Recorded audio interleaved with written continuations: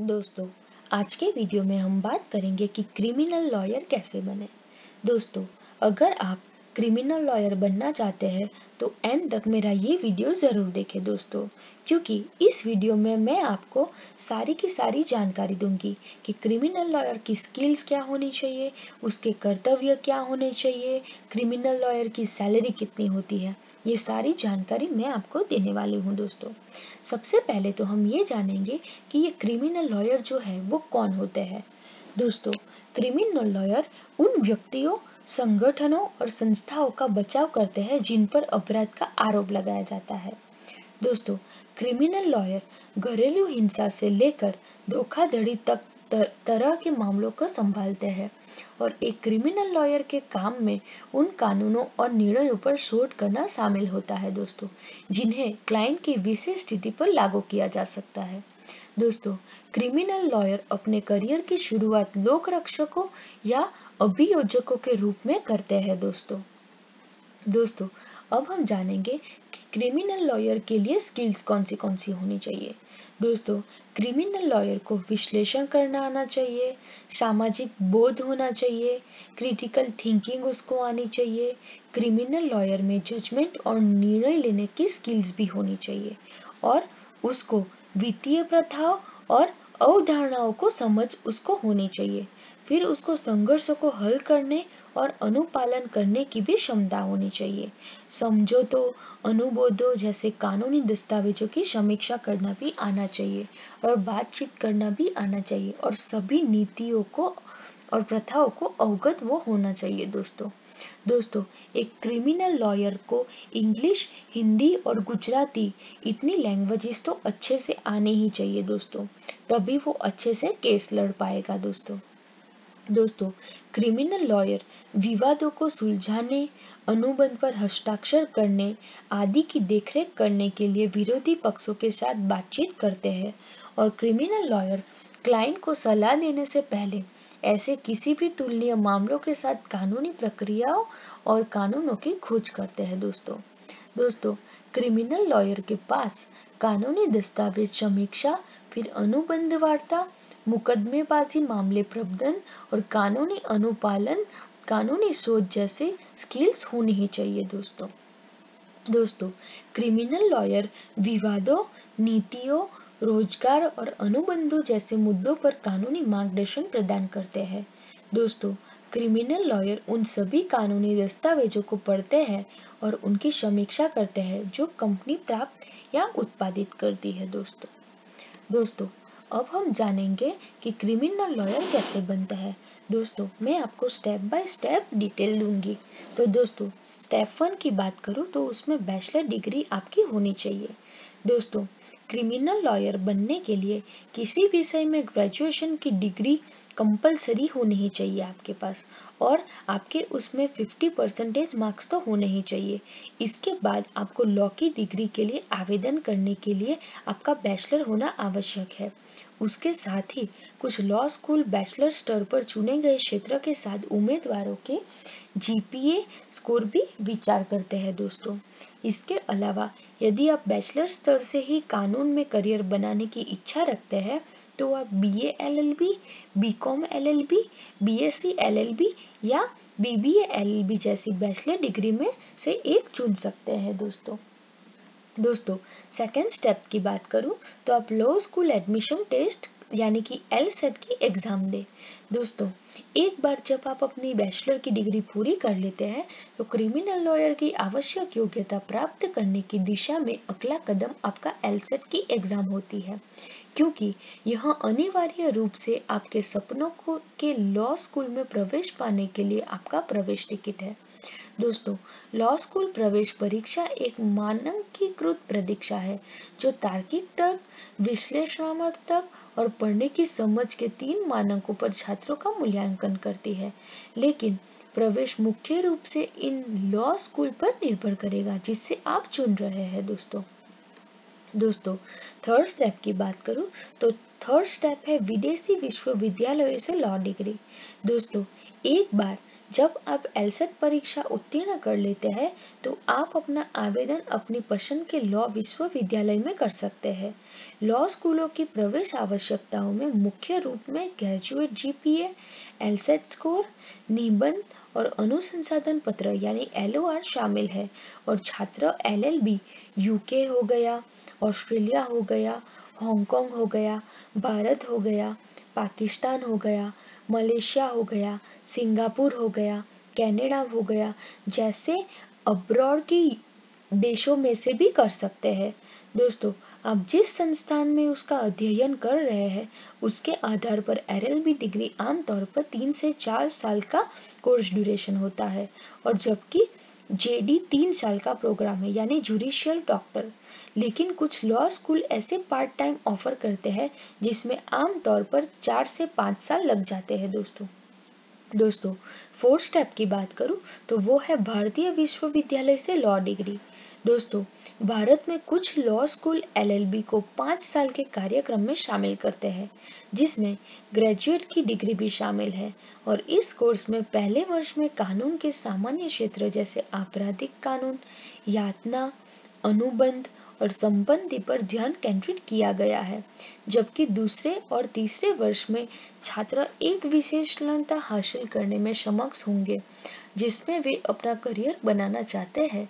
तो उदाहरण के लिए यदि कोई छात्र कॉर्पोरेट कानून में क्रिमिनल लॉयर बनना चाहते हैं तो वे उसी से संबंधित कक्षाएं ले सकते हैं जैसे कि रोजगार कानून या कर कानून। दोस्तों, फिफ्थ स्टेप की बात करूं तो फिफ्थ स्टेप है स्टेट बार परीक्षा क्लियर करें और लाइसेंस प्राप्त करें। दोस्तों, कानून का अभ्यास करने के लिए लाइसेंस प्राप्त करने के लिए एक छात्र को स्टेट बार परीक्षा पास करने की आवश्यकता होती है और प्रत्येक देश की अपनी बार काउंसिलिंग होती है जो क्रिमिनल लॉयर को लाइसेंस प्रदान करती है और यह परीक्षा एक देश से दूसरे देश में भिन्न हो सकती है। दोस्तों, उदाहरण के लिए बार काउंसिलिंग ऑफ इंडिया से लाइसेंस प्राप्त करने के लिए उम्मीदवार को IBI परीक्षा के लिए उपस्थित होना होगा। इसके अलावा अमेरिका में अमेरिकन बार एसोसिएशन इच्छुक क्रिमिनल लॉयर को लाइसेंस प्रदान करने के लिए बार परीक्षा आयोजित करता है। दोस्तों, सिक्स स्टेप की बात करूं तो अनुभव प्राप्त करें। दोस्तों, क्रिमिनल लॉयर की तलाश करने वाले अधिकांश नियोक्ता ऐसे उम्मीदवारों को पसंद करते हैं जिसके पास वकील के रूप में काम करने का कम से कम 3 साल का अनुभव हो। इसके अलावा आवश्यक अनुभव की शर्तें एक क्षेत्र से दूसरे क्षेत्र में भिन्न हो सकती है, चाहे वह रियल एस्टेट हो, स्वास्थ्य देखभाल या अंतरराष्ट्रीय व्यापार हो। इसलिए ज्यादा से ज्यादा अनुभव आपको प्राप्त करना होगा।